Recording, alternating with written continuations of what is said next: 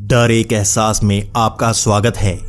आज की हमारी ये कहानी एक सच्ची कहानी है जिसे हमारे साथ शेयर किया है राजीव होलकर ने। राजीव जी, आपका बहुत बहुत धन्यवाद।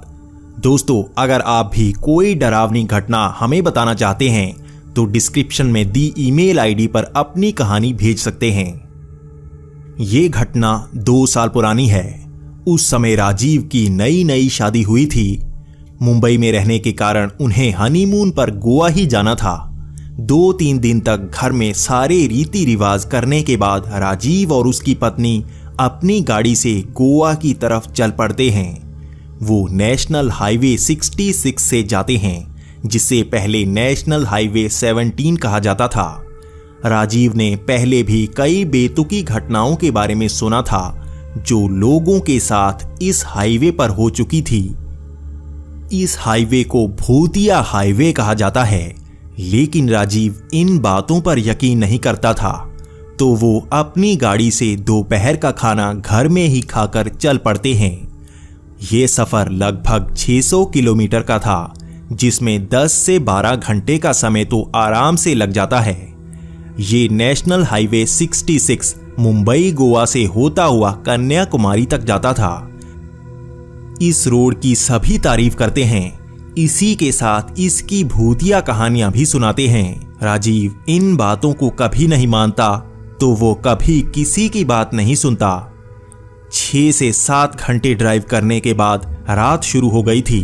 राजीव भी ड्राइव करके थक सा गया था, तो वो रास्ते में एक रेस्टोरेंट पर रुक जाते हैं। यहाँ पर दोनों कुछ नया ट्राई करने की सोचते हैं। वो वेटर से पूछते हैं कि यहाँ की सबसे खास डिश कौन सी है, तो वेटर बताता है कि चिकन कबाब। दोनों मान जाते हैं और 2 प्लेट ऑर्डर कर देते हैं। लेकिन जब चिकन कबाब आया तो दोनों थोड़े परेशान हो गए, क्योंकि इसकी क्वांटिटी बहुत ज़्यादा थी। मुंबई में तो इतनी क्वांटिटी नहीं मिलती। ऊपर से दोनों ने ऑर्डर भी 2 प्लेट कर दिए थे। जब दोनों ने कबाब खाए तो दोनों को बहुत ज़्यादा टेस्टी लगे, लेकिन दोनों की लिमिट एक ही प्लेट में खत्म हो गई। तो दोनों ने सोचा कि एक प्लेट वेस्ट क्यों करनी, तो उन्होंने उसे पैक करवा लिया। वो सोच रहे थे रास्ते में फिर भूख लगी तो वो उसे खा लेंगे। बिल देकर वो फिर चल पड़े।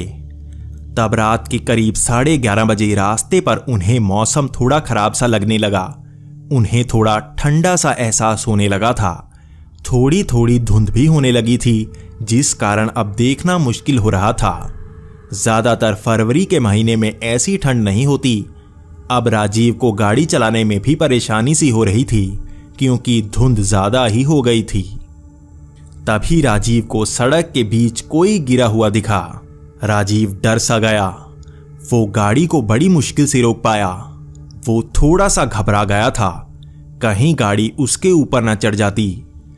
तब राजीव देखने के लिए गाड़ी से बाहर निकला।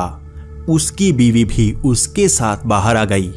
जब राजीव ने पास जाकर देखा तो उसे पता लगा कि वो कोई पुराना जंपसूट था जो रास्ते पर गिरा हुआ था। राजीव की बीवी भी हंस पड़ी। वो गाड़ी से ज्यादा दूर नहीं थे। जब दोनों गाड़ी के पास आए तो गाड़ी अंदर से लॉक हो गई थी। वो दोनों हैरान थे कि गाड़ी कैसे अपने आप लॉक हो सकती है। वो दोनों गाड़ी को खुला छोड़कर ही तो गए थे। वो बीच सड़क लॉक्ड गाड़ी के बाहर खड़े थे। राजीव ने सोचा कि इतनी रात को गाड़ी कोई खोल तो सकेगा नहीं, तो वो पत्थर उठाकर साइड वाली खिड़की का कांच तोड़ देता है और हाथ अंदर डालकर लॉक खोलता है।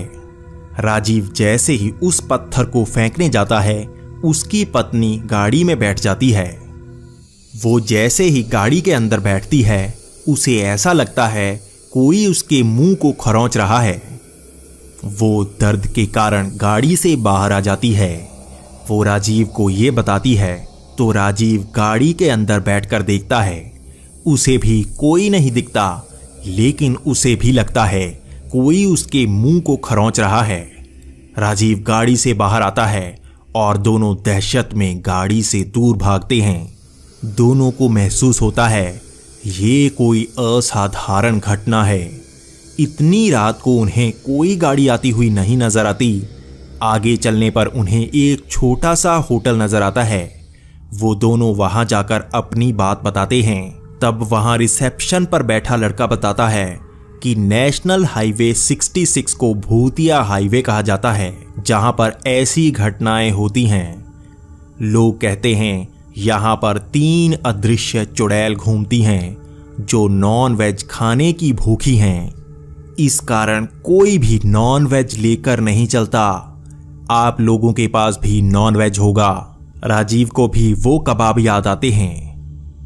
तब रिसेप्शन पर बैठा लड़का कहता है, आप आज रात यहां पर रुक जाएं। तो राजीव और उसकी पत्नी उस रात उसी होटल में रुक जाते हैं। अगले दिन जब वो होटल वालों के साथ कार के पास जाते हैं तो सब हैरान हो जाते हैं। गाड़ी का सब सामान बिखरा होता है, लेकिन कुछ भी चोरी नहीं होता। गाड़ी के अंदर जाकर उन्हें पता लगता है वो नॉन वेज कबाब गायब होते हैं।